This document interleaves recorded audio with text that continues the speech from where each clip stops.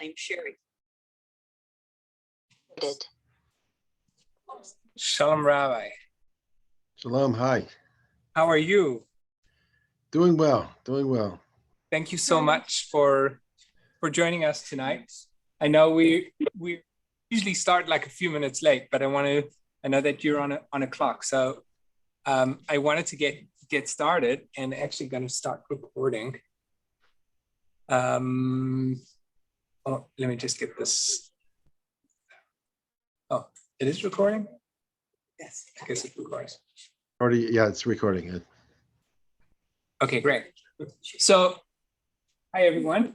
Thank you all for joining us on this momentous day. I got to Rabbi Ilan Feldman, and Rabbi Ilan Feldman is the rabbi of Beth Jacob of Atlanta, Georgia, and Rabbi Ilan Feldman and Ilan Feldman's son, who's an immense Torah scholar.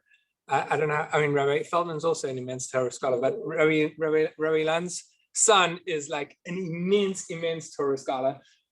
He and I got to share a bench in yeshiva together in Rabbi Berkowitz's kollel, and he has continued to thrive. But Rabbi Ilan Feldman has taken the Atlanta Jewish community and grown it immensely. And a few years ago, I was in Portland. When we were in Portland, Rabbi Feldman came out and was scholar in residence for Shabbat, and he shared some of his own experiences during the Yom Kippur War, during Yom Yerushalayim. So without any further ado, I just want to introduce you and thank you. I think we can't hear you. You hear me now? Yes. No, we can't hear you. Now? Yes. Good. I can't see your facial expressions, so you'll have to forgive me if I miss some cues in terms of relating to you. I always, nonverbal cues are very important, but we'll have to do with what we have right here. So first of all, thank you for the opportunity, Rabbi Gadi, because I really love telling my little angle on the story of the capture of Yerushalayim, because for me it was a turning point in my life. I was almost 13 years old. We had been in Israel for almost a year. Some of you may have read my father's book called The 28th of Iyar, which has tomorrow's date on it, the 28th of Iyar, the day I lived through the drama of it through the eyes of a 12 and a half, 13-year-old, but really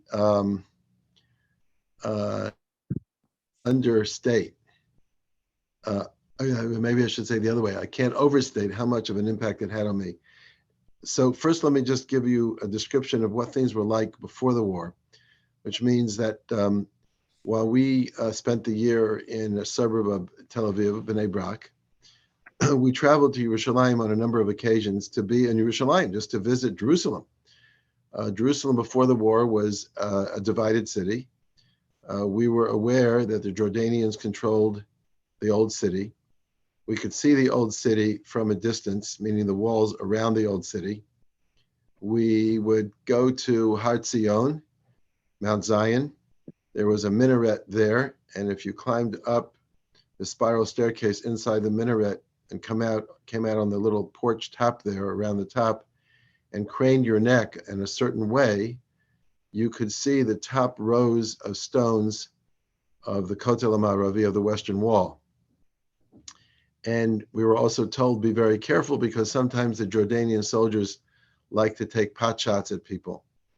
Because we were only a few dozen yards away from no man's land, which on Har Zion separates Har Zion from Zion Gate, as one of the gates to the old city, which of course was not used because there was a no man's land there, but that's how close we were, but yet so far. We could not, of course, see Rachel's tomb near Bethlehem, but we were told that it was right behind a certain hill, and that if we drove to a certain area of Jerusalem, we might be able to see it. So that was what it was like before the war. So Yerushalayim was, the part that we controlled was a modern city. modern in 1960s times. Didn't have any of the skyscrapers or fancy hotels that it has now, but it was all new. It was all that which had been built outside the walls of Jerusalem, starting from the late 1800s. And certainly once Israel was declared a state in 1948, and they had no control over the old city at all, that's what we have. So we have a new city. You Yes. were you were visiting Israel. Your father was a rabbi in Atlanta, and he was on sabbatical. Or Exactly. My father was on sabbatical. He was a professor of English at Bar Ilan University, and I was studying in a regular Israeli religious school in Bnei Brak. And this was towards the end of our year. We were about to go back to America to end the year when the crisis began in late May, beginning of June. Actually, I would say, shouldn't say that. It was really early July. We were supposed to leave by ship. We had a round trip ocean liner trip for our family. The Greek lines used to go to Israel, the SS Anna Maria, the SS Olympia. And as the crisis developed, everybody wanted to know, are we leaving? Because you're going to leave anyway. You might as well leave before a war starts.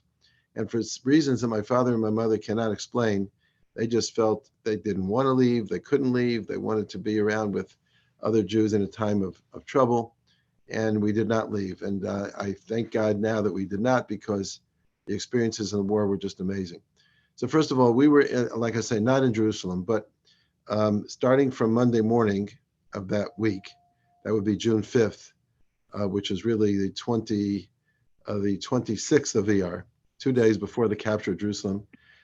There was absolutely no discussion whatsoever about capturing Yerushalayim. All there was a discussion of how we're going to protect ourselves from the onslaught of the Syrians, the Jordanians, the Iraqis, and the Egyptians who were surrounding us and threatening to push us into the sea.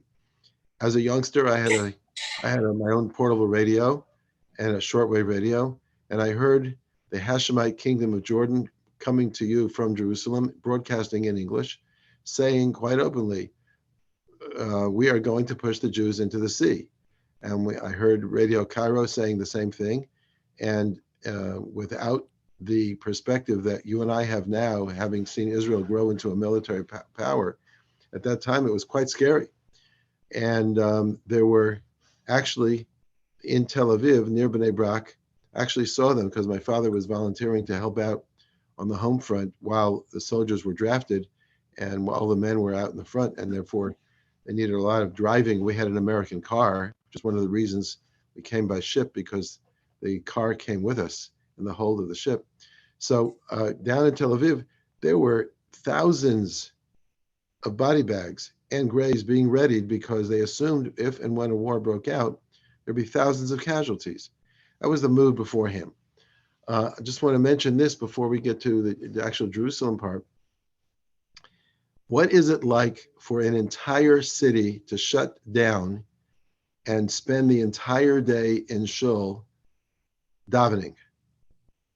It's an amazing experience. Bnei Brak, sensing the crisis, knowing that the appropriate Jewish response to crisis is to repent and to cry out to Hashem, declared a day of prayer, and that meant the businesses were closed, a regular weekday, businesses were closed, schools were closed, and we all piled in to all of our shuls, and there were many, many shuls, and they were packed. And I remember walking down the street that day, and from shul to shul, you would just hear the intense, passionate prayer of Jews praying, saying Tehillim, quoting from the book of Psalms, quoting the passages that said, they take counsel and they want to destroy us, but you, God, rise up and save us.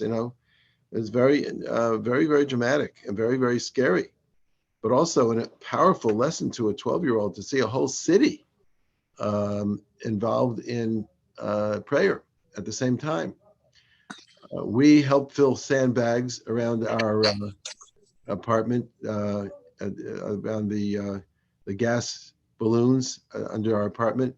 And there were sandbags around the yeshiva of Panovich, which is on top of a hill. And so because of that, they had to defend themselves against air attack, and they were the only hill in the city. So this is the setting before the war. So on Monday morning, the air raid sound. We're in school. We had already practiced drills, and so we in our 6th and 7th grade, we stood up. We went down to the shelter, and once we were down in the shelter, we were told this is the real deal. There really is fighting down in the Negev on the Egyptian border. And we didn't even need to be told that, because the ground was trembling, because after all is said and done, Israel is a tiny little country, and Bnei Brak, Tel Aviv is only about 30 or 40 kilometers from the border, and the tank battles were already raging, and we felt the ground shaking while we were in the shelter. During the war, remember, in 1967, in Israel, I believe there was only one radio station, maybe two, no television at all.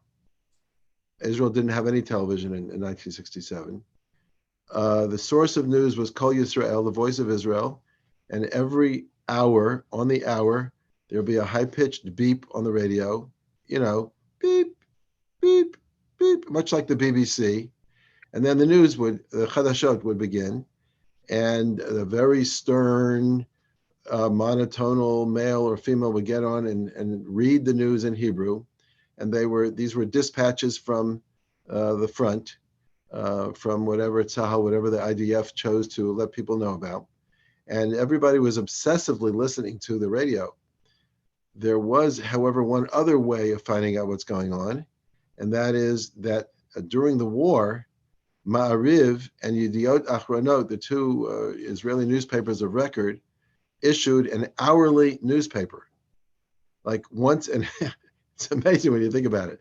Once an hour, they would issue like a 4-page newspaper, a front page, page 2, page 3, and page 4.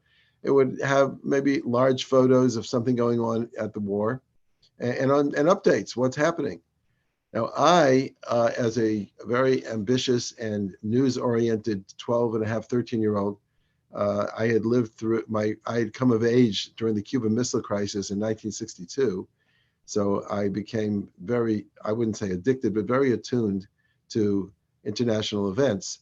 And so I had a huge Carta, the map company, a huge map on the living room wall, actually on the door of a closet in the living room. And I was following the reports of fighting and the progress of the Israeli Defense Forces. And I could see exactly what was going on, because I would circle these little villages and cities, and I could see that the Israeli army was making its way into Jordanian territory. And although Jerusalem wasn't really in my mind at the time, I could see they were passing Jerusalem, going on the road down to Jericho, and they were going to Jenin, and they were going to Shechem. I could see all this taking place in real time, hour by hour. And I would announce to the family, they're going to go to Jericho. Hey, they might cross the Jordan River. It was very exciting to me. I could see this happening. Jerusalem was not really in the headlines, other than the fact that the Jordanians were shelling Jerusalem from their section of Jerusalem. They were shelling Jerusalem. But nobody was talking about, oh, this is an opportunity to capture Jerusalem. All we wanted to do was not be killed. And there was history will record, this I didn't know at the time, of course, but history will record that there were great debates in the cabinet about whether or not they ought to make a move on Jerusalem. But after a while, it became impossible not to. They had to. They had Jerusalem surrounded. Anyway, on Wednesday of the war, by then we knew that the Egyptian Air Force had been almost totally destroyed, hundreds of planes destroyed on the ground. There wasn't much of an air raid threat anymore. We spent a lot of Monday night in the shelters and a lot of Tuesday, less, but a lot of time in Tuesday in the shelters. But by Wednesday, that was no longer a threat. And I remember, yes. Can I just ask you, do you remember Levi Eshkol's famous speech where he was mumbling? Did you listen to that itself? Yes, I was not sophisticated enough to discern that was a mumbling, fumbling, weak speech, especially because it was in Hebrew. And although I spoke conversational Hebrew very well with my friends. This was formal Hebrew, and I didn't really get. I heard it. I remember hearing it, and I remember vaguely my father making some comment after the speech, but don't remember much about that. No, don't remember much about that. We when on Wednesday we were following the news truck around to be able to grab a copy of the hourly newspaper as it came out. And I will never forget, I can't even talk about it now without coming to tears. But I remember following the truck, and they were going to stop and drop a pile of paper on the sidewalk, and then you're supposed to pick one up and drop 10 agurot somewhere. And the pile of papers is put there on the sidewalk, and I jump out of the car. My father pulled up against the curb. I jump out of the car, grab a copy, and there it says, Har Habayit B'Yodenu. The Temple Mount is in our hands. And then it said, Hama'amad Lo Tzipinu Alpayim Shana, the moment that we've been anticipating or waiting for 2,000 years. And I believe, that could be my mind is playing tricks on me, but I believe that's where the picture of the soldiers standing at the Kotel appeared. I'm not sure. I think that might have been a little bit later. Anyway, that night, there was a radio broadcast live as I think it was Emic Perry, made his way into the old city with Israeli troops towards the Kotel. And I remember, I do remember that we were still blacked out. It was still Wednesday night. We were still blacked out, or maybe for abundance of caution. But I remember we were not in the shelter, but we were in our living room with the lights off, listening to the radio broadcast, as he says in Hebrew, I am not a religious man, but right now I'm touching the Kotel. And I remember he was very emotional at the time. I think you could probably get that broadcast somewhere on YouTube. I assume you could. And then we heard the shofar being blown. Later, I'm told it was Shlomo Goren, the chief rabbi of the Israeli Defense Forces at the time, went on later to become the chief rabbi of Israel. Shlomo Goren was sounding the shofar. And then I remember, I'm pretty sure it was Goren himself reciting Kaddish for the soldiers who had perished fighting for Jerusalem. And that was an unbelievably emotional moment, that we realized that people had died in order for us to get to Jerusalem. It was surreal. Nobody was thinking, oh, we're going to have Jerusalem in our hands for eternity or for the next 10 years. Or it was just, what? Israeli soldiers at the Kotel? Har Habayit is in our hands. It was surreal. It was too huge an event to think about in terms of its implications. It was like the lunar landing without any preparation for landing on the moon. Just, there are people on the moon, there are people at the Kotel. It was just shocking. So shortly after the war, we decided, we knew we had limited time in Israel because we were leaving back for America soon. But after the war, we decided we're going to go up and see what we can see. The territories had not yet been opened to civilians, but so that means you couldn't get to Beit Lechem, to Rachel's tomb. You couldn't get to Ma'arat HaMachpelah, to the tomb of the patriarchs in Hebron. Certainly couldn't get to Yericho and so on and so forth. None of these territories were open. There was a pathway that was open, so you could walk from Har Zion through Dung Gate. Through Dung Gate to the Kotel. And that was all. So we were certainly going to do that, but we had a car, and my parents decided that we're going to try to see if we could penetrate into the occupied territories, which is at the time really kind of risky, because even the path from Har Zion to the Kotel was very, very carefully demarcated, because there were still landmines that the Jordanian soldiers had put out in the no man's land, and we were warned, do not get off the path. And we saw people going around with Geiger counters looking for landmines and stuff like that on the side of the path.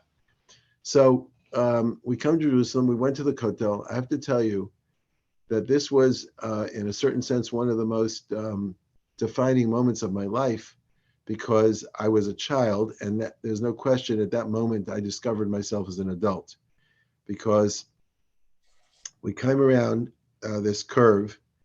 Um, at the time, as you know from the pictures, the Kotel was there was an alleyway in front of it, because there were ancient houses built up almost against the Kotel. There was just a narrow alleyway where people would gather to daven, and there was a Jewish quarter. There were Jewish houses there, but then of course the Jordanians occupied that area for 19 years, and now the Israelis were away anticipating huge crowds, and so they were bulldozing down the houses. The famous palm tree that you may have seen in old pictures, it's no longer there. The famous palm tree was still there. There was a big haze from all the dust. There's no rain at this time of year, and these are ancient stone houses, and plaster and everything collapsing, big piles of stone. There's a big haze over, like, just a huge cloud of dust over the whole area, which later becomes the plaza, but at that time it was just a rocky area. And come around the curve, and there I saw the Kotel, hundreds of yards in front of me. And remember, my mother was a very thorough traveler. She packed for an army if we ever went anywhere. So I had frozen water bottles in one bag, and in the other had sandwiches. I just dropped them spontaneously and walked almost like in a trance to the Kotel, and didn't have a sitter, but realized I touched the stones and realized that I have to say something. So I realized, what could be more appropriate, and what do I know by heart anyway, than the more appropriate than Ashrei. I remember leaning against the Kotel and saying, Ashrei Yoshvei Beitecha Od Yahalu Chasela, praise be those who dwell in your house. May they praise you forever. And I remember weeping there, and I didn't even know why I was crying. It was quite an experience. And of course, there were other people like that as well. I wasn't alone. Just an amazing thing.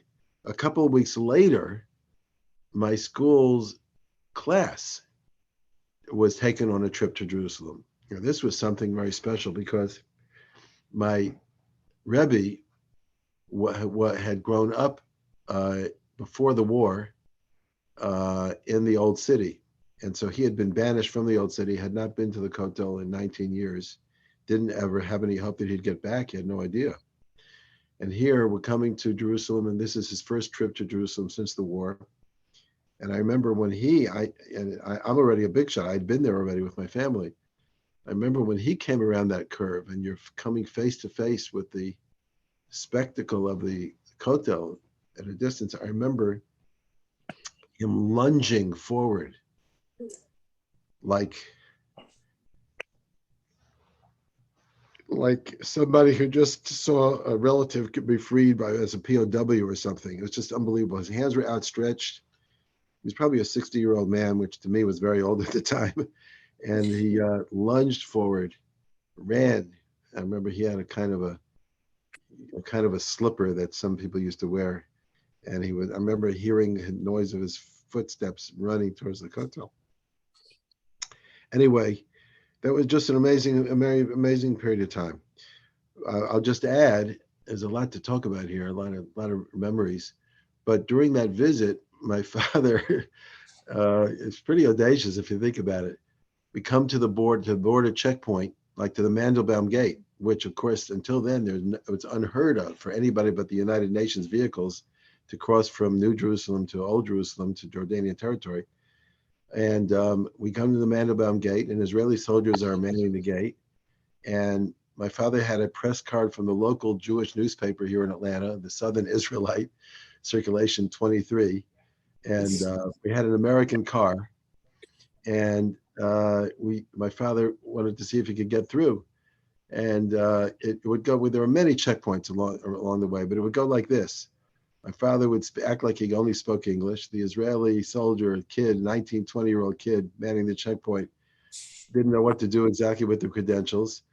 And my father would say something like, well, let me check with the next guy, and he would wave him forward, or he would just say, press, whatever it is. Now, of course, he had 3 kids in the back, 4 kids in the back, and a wife, but it was an American car, which is unheard of in Israel at the time, very, very rare.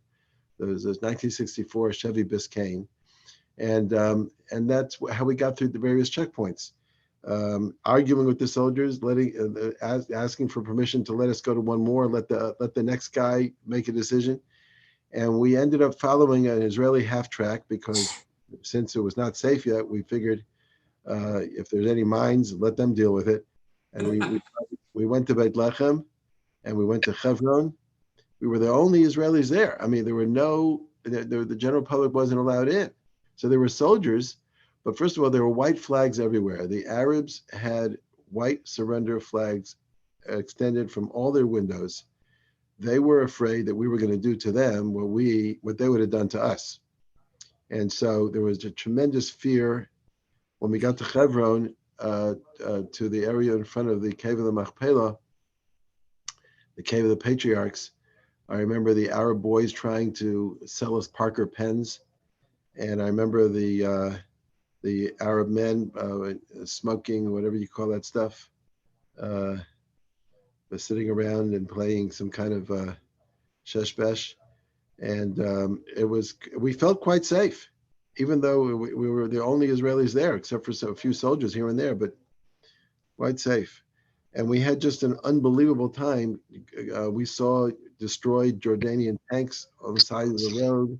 We have in our basement here in Atlanta, we have a huge wooden box that was the casing of a artillery shell.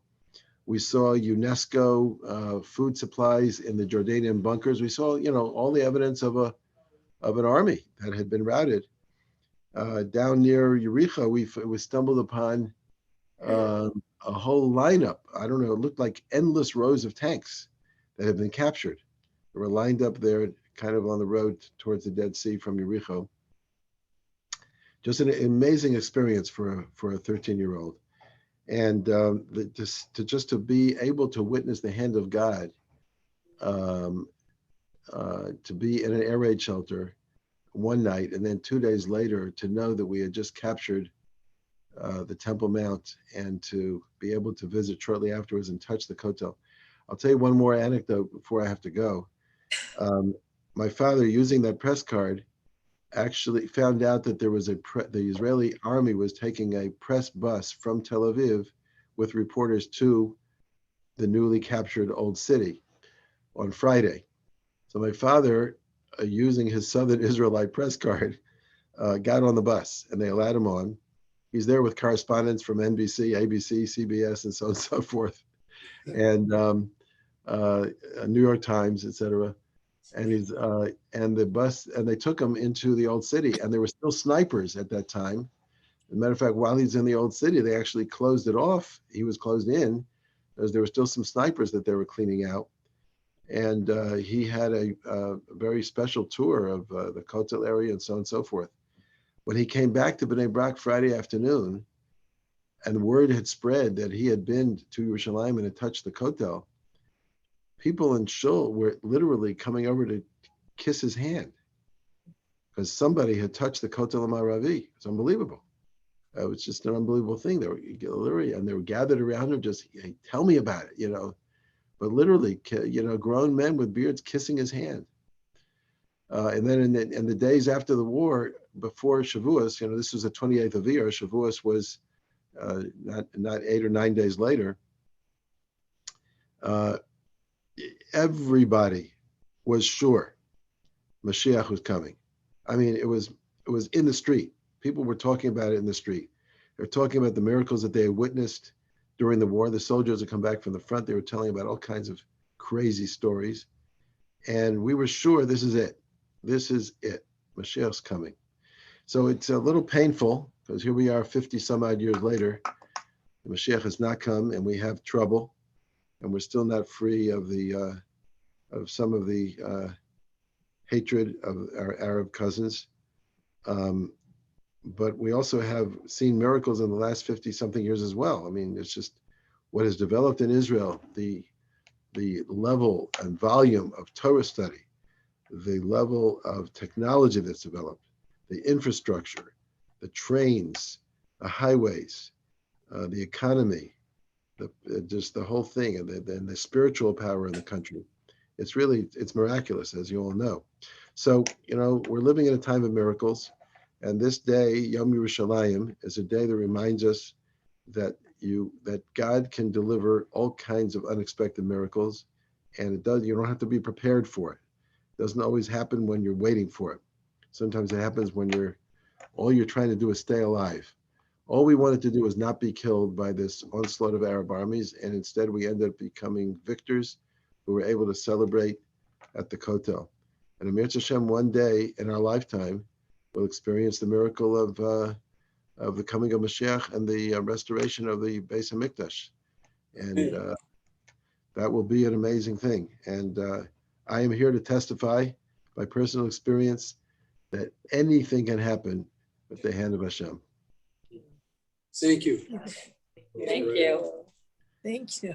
You're very welcome. You're very welcome. I wish I could see you all more than I do, but it's okay. Beautiful. Thank you. I have time for a minute or two if you have any questions or anything like that. My group is starting at 9:15, so I've got another minute or two.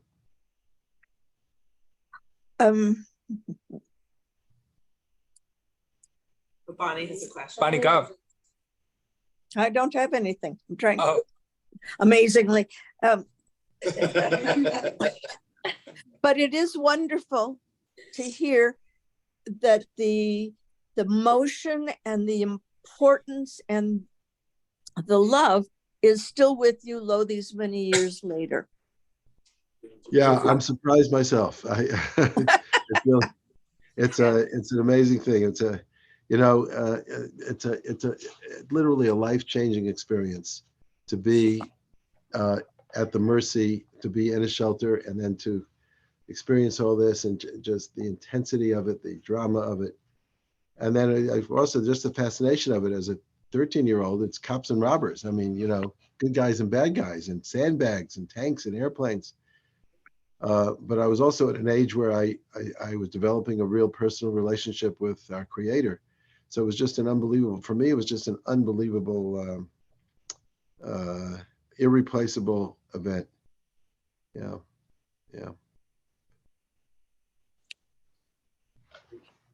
Okay. Thank you for giving me an opportunity to share my story. thank you so much Thank for you. sharing it. We really appreciate your time. Thank you. Okay, be well and enjoy your celebration, your program, and I hope it all goes well. Thanks for the Thank you. opportunity. I know, right? Back at you. She flying. San Francisco. Okay. What's name is So I do want to share. Can I just tell everybody, like, Rabbi Feldman's a really big deal. You didn't believe that about him? I'm so impressed that he came on. He's Yeah, a really very big special. deal. He runs a whole community. He's In Atlanta? Yeah. He's an author. He's a phenomenal human being. Elon Feldman. I love his book. He wrote a book, Tales Out of. No, his father wrote it. His father wrote it? It's his father. Yeah. Amazing. Okay, I want to just share a short video.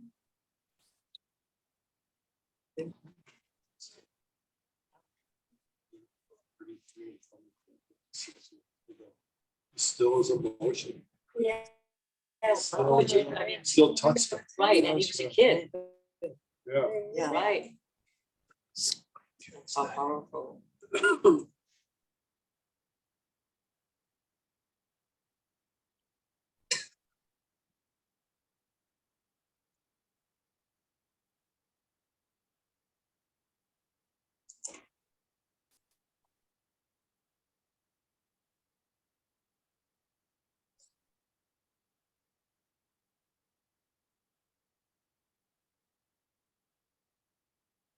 Consulting about a show just months after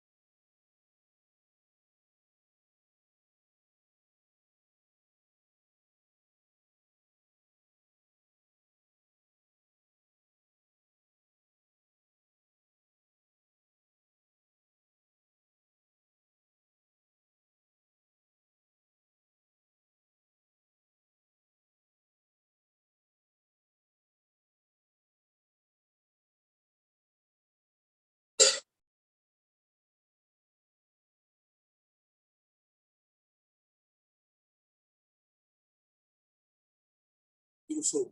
You know, there's an institution, it's either Israeli or American, I can't which is the War College. They took his job monitoring, studying everything that happened 6 days. The conclusion was it is impossible. It is impossible to assume that something like that.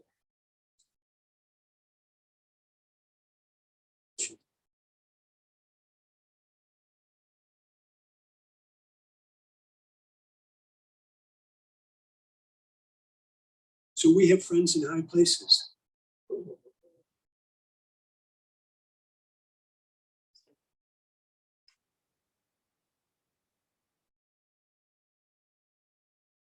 Oops.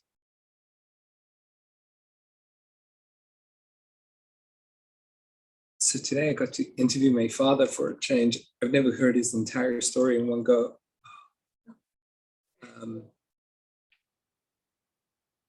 My father's not a very emotional person, unlike Rusty Feldman, but it was fascinating to hear his story.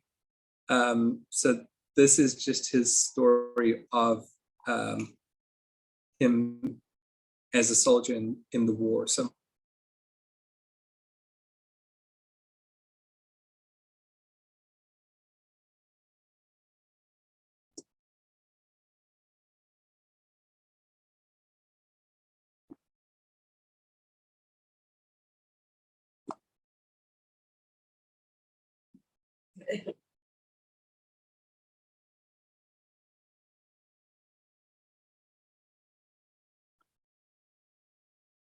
So just to give you a bit of a history of my father. So my father was born in Morocco in 1947, and in 1956, his family moved to Israel, and they spent 6 months in tents in the Ma'abarot, in the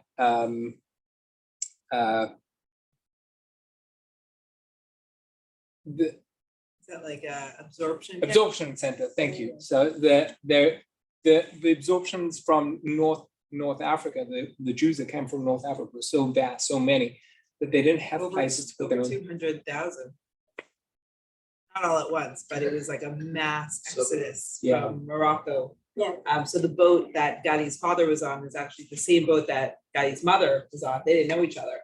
But right, your mother came from Tunisia, Yeah, a so- different country. I think, yeah, so my father said they went from Morocco and they had to go to a middle country till because Israel was an enemy country. So they went from from Morocco to France to Israel. So and then he said in 1956 and till 1960, when he was 15 years old, he moved to study in yeshiva in Gateshead in England, and he was there for 3 years. His visa in Gateshead expired, and he had to come back to Israel. And he was a boy of 19 when he came back, and that was in 66. And he joined the yeshiva, and then they had a program that he'd be able to do. He had to do basic combat, basic training for the army, and then he'd be able to go and do public work instead of army work. To do public service of teaching, and then get out and then fulfill his obligation with the army. So when he was 19 years old, he did his public service. So that's where I got him, and that was in 1967. January 1967, he joined the army with as a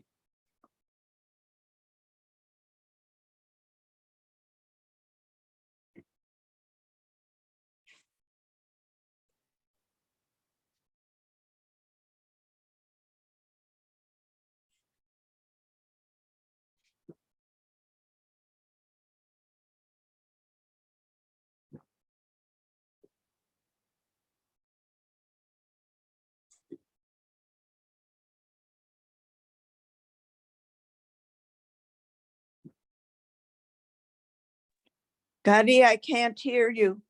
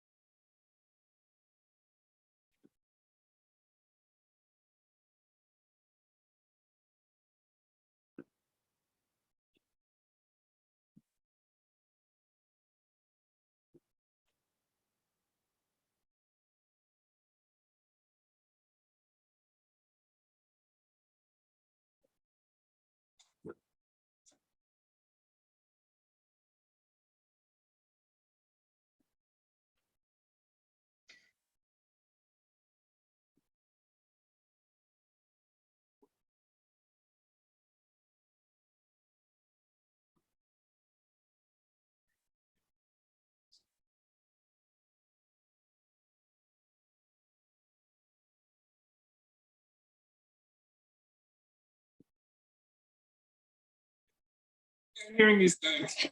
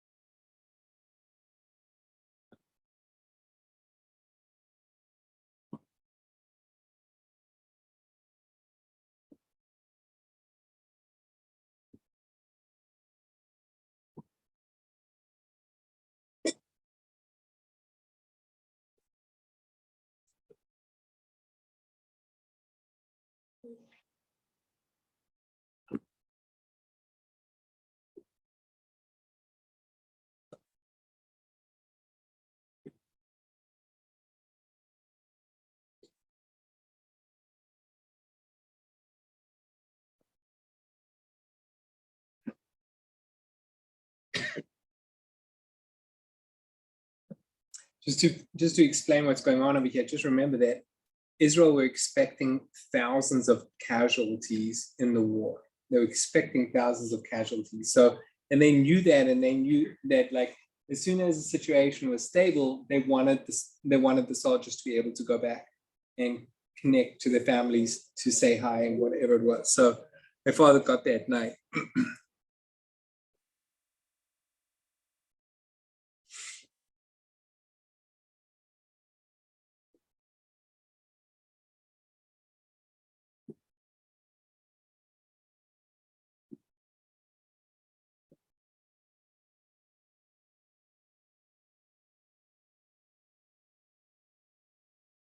It's like,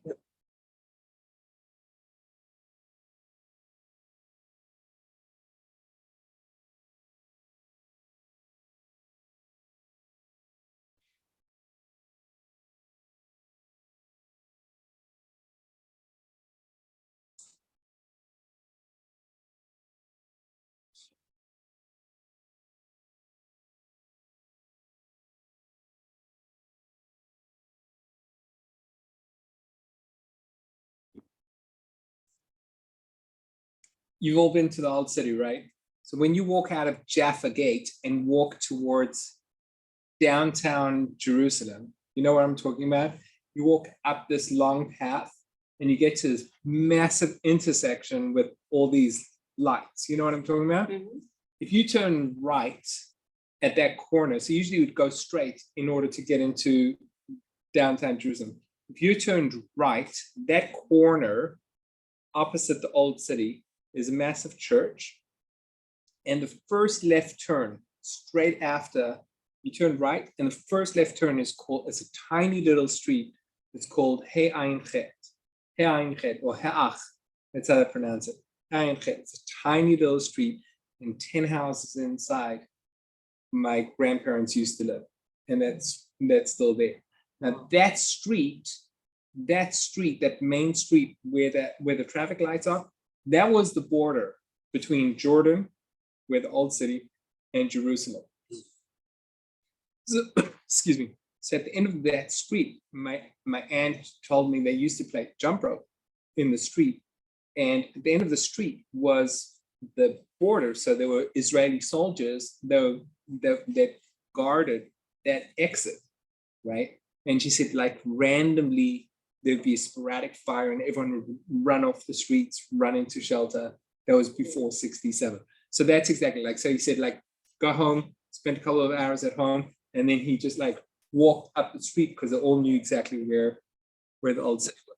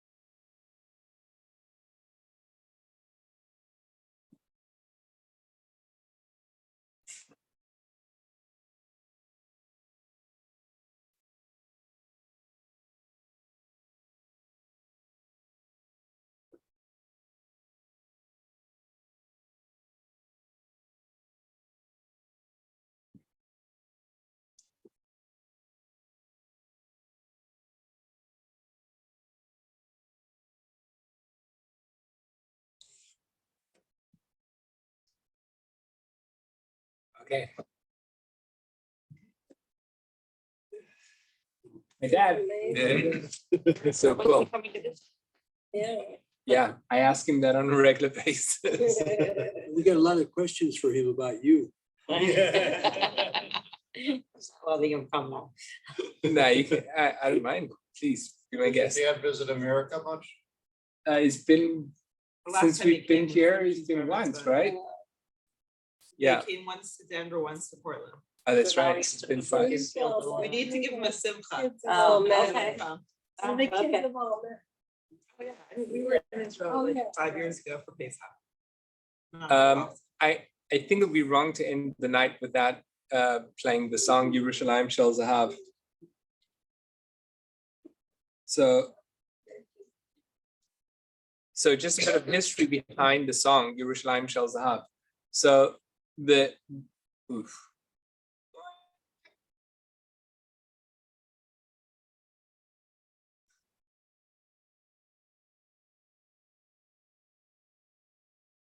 Did this song come out around that time? or- It came out just before There was a the contest, war. wasn't it? Say again? Wasn't it a contest? Was it a contest? I don't Sung know. by many different singers. I mean, it was written. So- So here's what happened. So the original lyrics were written before the reunification of Jerusalem. So here are the words. Listen to this. I'm going to read them in English. How the cisterns have dried, the marketplace is empty, and no one frequents the Temple Mount in the old city. And in the caves, in the mountains, winds are howling, and no one descends to the Dead Sea by the way of Jericho. Yerushalayim of gold and of bronze and of light, behold, I am a violin of all your songs. But as I come to you, but as I come to sing to you today, and to adorn crowns to you, I am the smallest of the youngest of your children, and of the last poet. For your name scorches the lips, like the kiss of the seraph, if I forget the Yerushalayim, which is all gold, Yerushalayim Shel Zahav. But then, after the reunification of Yerushalayim, she added the following. We have returned to the cisterns and to the marketplace. A ram's horn calls out on the Temple Mount in the old city, and in the caves in the mountain, thousands of suns shine. We will once again descend to the Dead Sea by the way of Jericho. Yerushalayim Shel Zahav.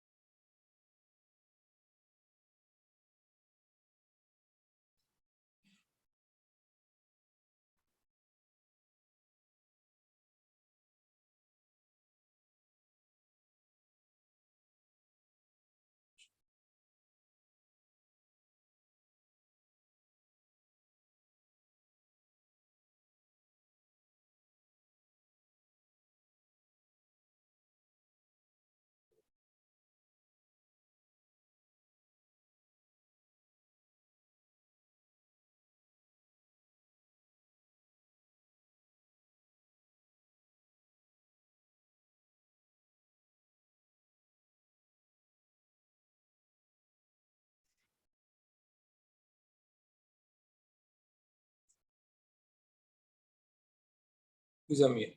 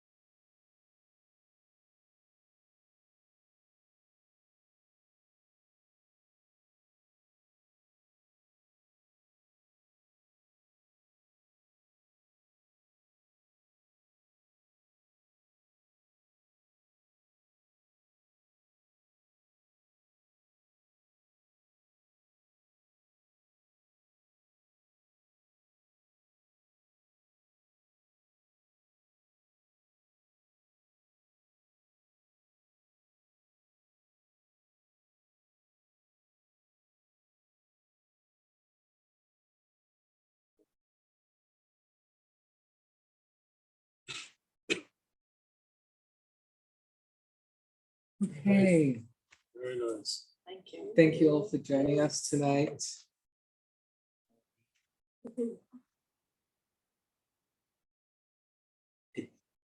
I feel like Yom Yerushalayim, if you're not in Yerushalayim, you don't get to celebrate. It's very seldomly celebrated. But the stories are unbelievable, I think. And just like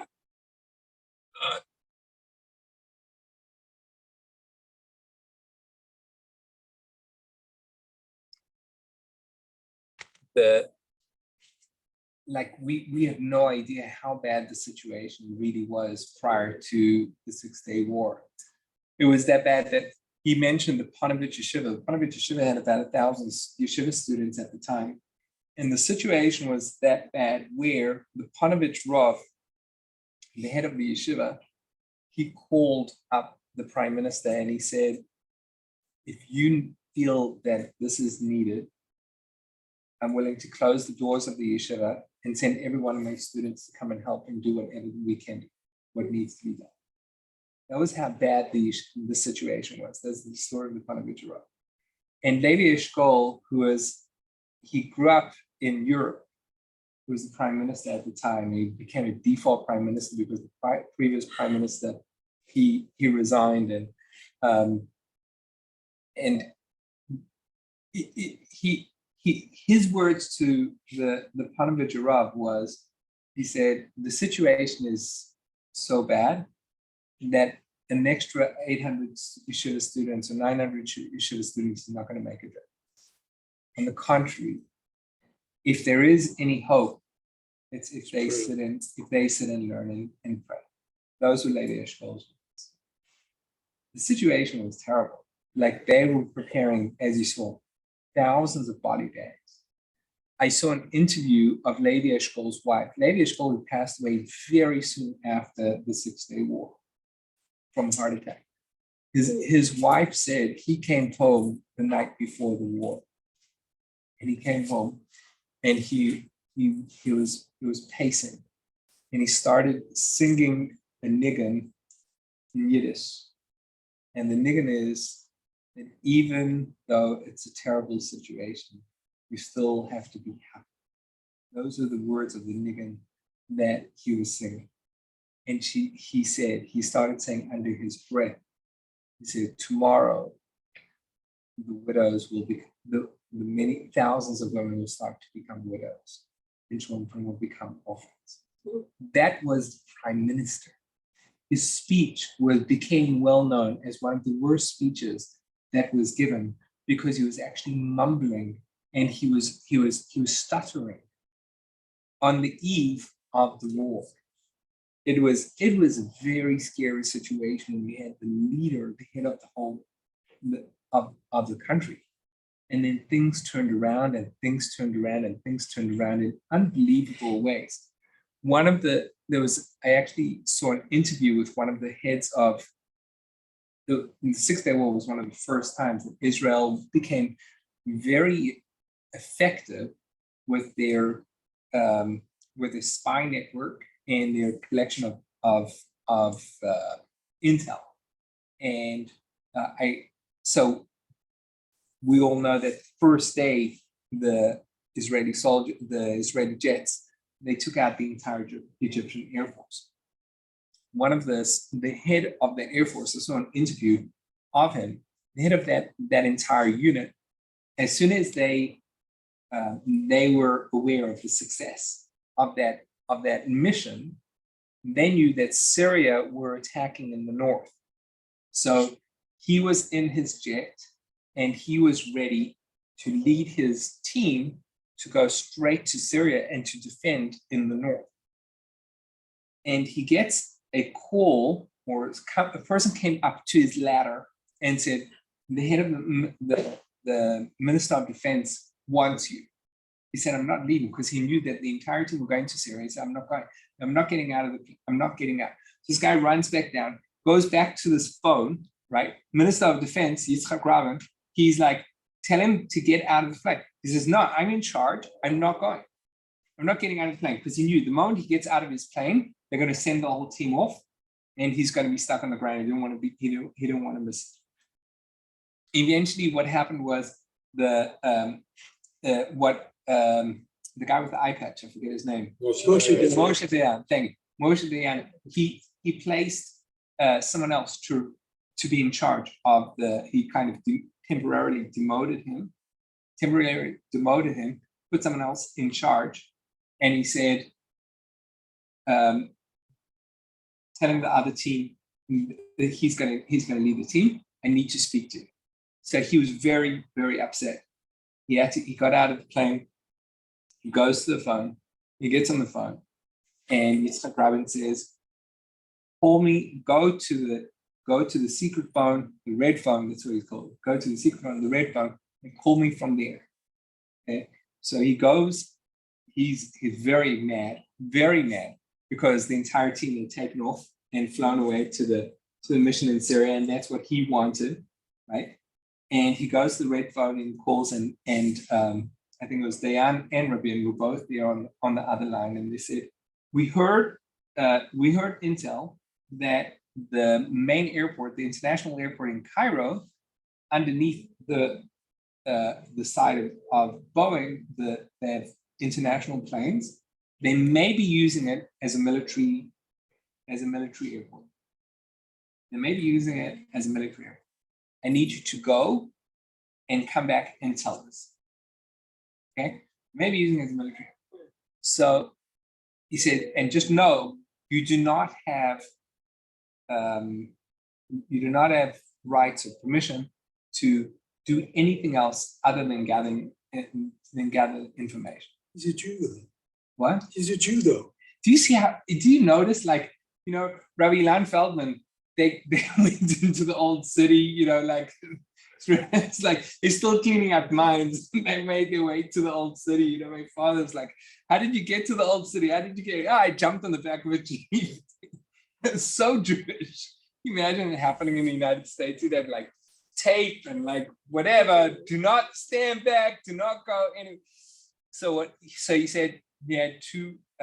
It's a very Russian thing. It's a very Russians Russian don't thing. listen to either. They don't listen to the Russians. Like, nope. They just do what they They're on the highway. because like they wouldn't be able to get out through the border. Yeah. Right. So he said he had two partners that he went with, the two planes that he was going to fly with, and he said we're going to gather information, and they needed to fly very, very low. He said literally their planes were almost touching the trees, and they could see waves just literally over the sea. Flies down to Cairo airport, and he said they had 17 seconds of intel gathering. So he had 7, or maybe it was 7 seconds. I don't remember exactly. 7 or 17 seconds of being able to gather this information, and they lift up and they fly out, and they're looking down, and they saw enemy aircraft on the runway, on the actual runway, on the international runway of Cairo.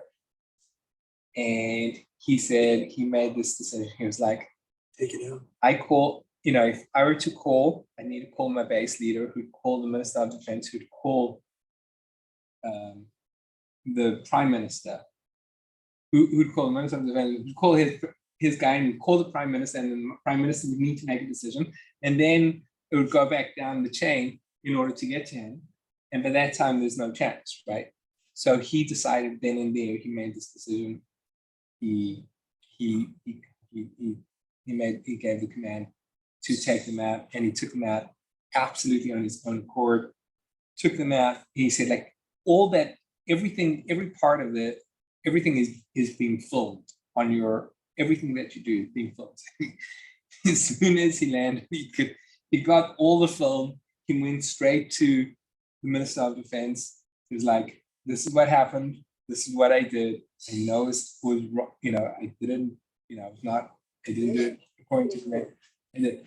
But I mean, like, that small piece of information could have like turned everything around. I mean, like, a bunch of military jets, they were in Cairo. could have been sent and turned things around. The other thing was that Egypt they had planes that were in Yemen. They were fighting in Yemen, so they were sending the planes back, and the planes were coming to defend Egypt, and they needed to refuel, and there was no runway that was not created, that was not blown up, and many of the planes they crash landed or killed crash landing, or the pilots just parachuted out because they had no way of landing. It was unbelievable. And it's fascinating that he said, Rabbi Feldman, he said he had his map and he'd go through the cities. And because like they literally went city to city to city to city. And then next thing they knew, they had Shechem, Marat Machvela, Kever Rachel, like Kever Rachel from Shechem. It's like, it's an unbelievable achievement. And then that is all just a side. I mean, like it's one thing is the southern area with Egypt, which controlling the entire Sinai Peninsula enabled, I believe, if you read the history, that enabled a long-term peace accord with Egypt that has lasted till today. The reason why we have peace with Egypt is because we were able to gain such massive amounts of land, and we're able to negotiate that for a beautiful peace accord between Menachem Begin and Sadat. That was it Sadat? Yeah, it was Sadat. Yeah. But then the story in Syria with Lebanon, it was not Lebanon, the story with Syria and the Golan Heights was unbelievable. I mean, my mother told me she lived in the north. She lived in a small village called Yavniel. And they went up through Yavniel, soldiers went. She said there were many of the Golani soldiers came from her village, from Yavniel. So three guys that she knew were killed in the Golan. And they were literally, the way the Syrians planted themselves on the Golan Heights was very powerful. There was all, and this was, by the way, the whole war with the conflict was pulling the Cold War right. It became extremely tense because Russia were claiming, Jordan and Egypt were claiming that America and England were fighting on Israel's behalf, and they were supporting them. And what Russia was doing was saying, we're going to get into this isn't an act of aggression. I mean, Russia were ready to spark that off, and they needed to get that under control. But just to understand, the Golan Heights, it's a massive mountain, and what they did was they planted at the base of the heights, they planted basic artillery right at the first layer, and then at the second layer, another layer of artillery, and then at the third layer, another massive base of artillery. So if you're climbing upwards, it was almost an impossible. I mean, they just needed to. It was like, just shoot right in front of you, and that's where most of the casualties fell. Most of the casualties were in the Golan Heights and in the war for the Golan Heights. 700 soldiers were killed in there, and it was terrible. It was terrible. I mean, like you hear the eyewitness, and they're all in Hebrew of soldiers that went. I mean, like it was Chatibat Shmone, the group team, the 8th division. They went, and then whoever went in front was the one that got shot, and it was like, and like they'd walk over their own bodies, their own soldiers' bodies, in order to just like they needed to get to the top, and like failing was not an issue. And who went in front? The commanders went in front. The officers went in front. They never stood back. They were the ones that were always up front. That's how the Israeli soldiers always fought.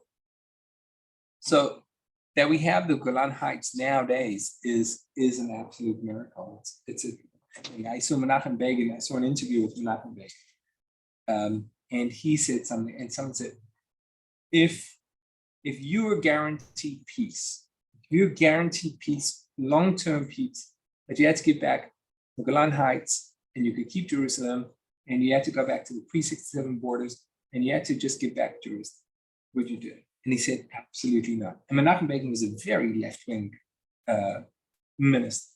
It was absolutely not. He said, I was in the Golan Heights.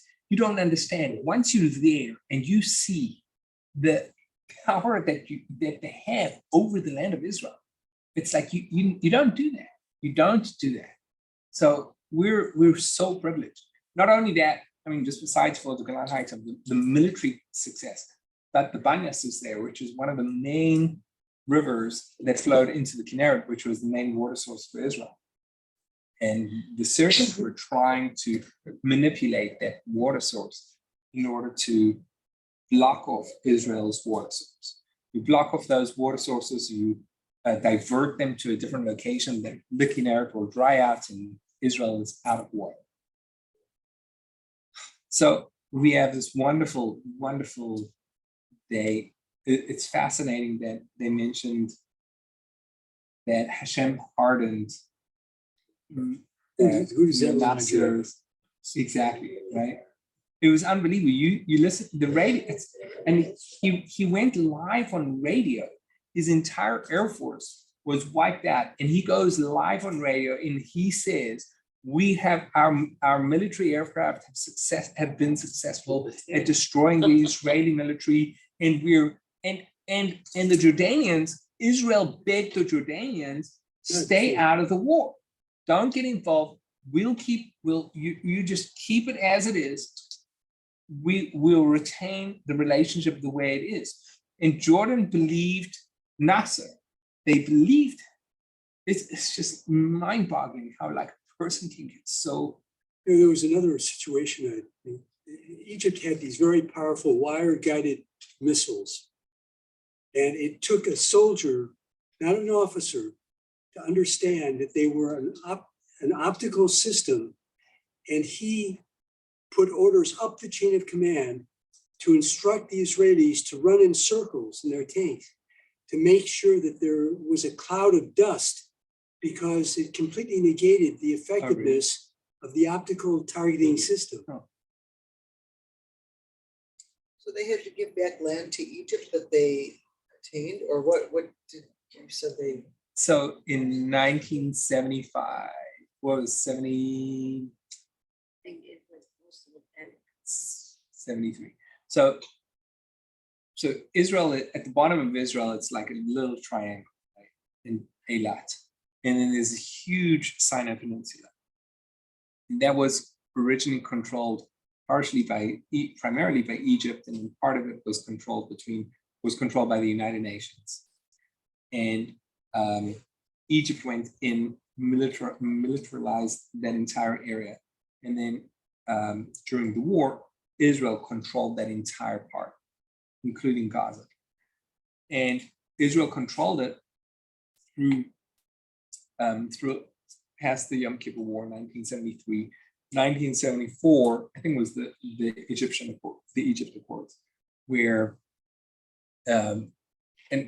Israel did not succeed. Israel did not win the 1973 Yom Kippur War, by no means. It was a terrible loss. I mean, from a place of, I mean, it depends what you call a success at a war. They were able to defend their borders and retain their borders, but they lost thousands of soldiers during the 1973 Yom Kippur War. So in 1974, Nasser was the president of Egypt. He said, his words were, he went to Mount Sinai, he sat and meditated on Mount Sinai and realized that he needs to create peace, and he can create peace for his grandchildren and the grandchildren of Israel. He went to parliament and he said, I'm going to Israel, I'm going to form peace. And the way Israel heard about it was from that radio broadcast. Sadat. Oh, what did I say? Nasser. Yeah. Sorry. Sadat. Yeah. Sadat. Thank you. Right. And on a live broadcast, he went and he got onto his plane. And Israel were not sure whether it was a hoax or it was genuine. And they had snipers throughout the Ben Gurion airport to check, because he had whole bunch of ministers of parliament, prime ministers, Golda Meir, who had just fought, who was the prime minister, who had just been, she had resigned as prime minister because of the Yom Kippur War, and Menachem Begin was there, and Sadat walks down the stairs, embraced and created this long-term peace accord that we have till today. And Begin he felt it was appropriate to give back that entire area. Did not become very popular because of that. Larry. Isn't that when Richard Nixon put American forces in a general alert and we almost had a nuclear war with the Russians over it? I don't know. He wanted to keep the Russians from coming in. The Russians, I mean, that was primarily, and in the 67 war was, that was the major part. Right towards the end of the war, and they realized that they have to, in order to bring down all the tension, they needed to get some sort of ceasefire get Israel to create some sort of ceasefire. My mother told me that, like, when the soldiers they captured the Israeli soldiers, they captured soldiers in the Golan Heights. There were many Russians, and many soldiers were speaking German and French. They were well trained. The Syrian soldiers were well trained as absolute. And she said, I mean, she told me, like, they spent those nights in bunkers, lights out, and everyone was just glued to their radios. Yeah, that was it. Living, spending time in bunkers, lights out, and you constantly heard the bombing. You heard the bombing. I remember, I mean, you can't find any bomb shelters now. Have anyone seen a bomb shelter in Israel besides for the ones that are actually in buildings? But I mean, like, you've never seen. I mean, when I grew up, I mean, like, every area had bomb shelters. There were like community bomb shelters. Everywhere you walk, there was like Lamiklat. There were signs that directed you to the bomb shelter, and like they transfer the bomb shelters into teen halls and fun places, or they would be locked. I mean, such a long time ago, like in the 80s. I remember that. I mean, anyways. We have fresh challah hunts. A lot, like 65. So you're passing them out. huh? Okay, thank you everyone for joining us. I guess I remember. Thank you so much. Thank you. I saw a picture of Thank you, that. guys.